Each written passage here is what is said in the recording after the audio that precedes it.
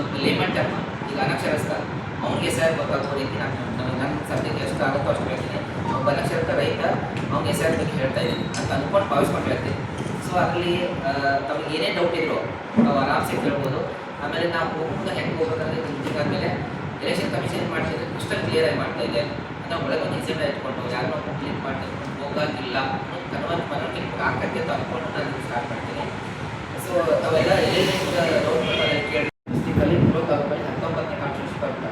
ನಾವು 98.55% total electors ಎಷ್ಟು ಅಂದರೆ 2,14,364.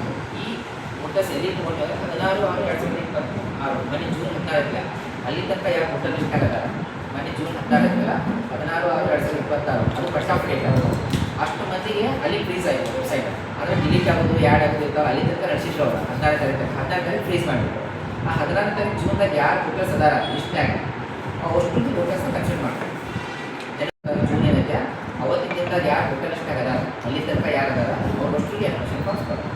ಆ 2014 364 ಜನ ವೋಟರ್ಸ್ ಅದಾರ. ಇವತ್ತಿಗೆ 16/6/2026 2,14,364 14,000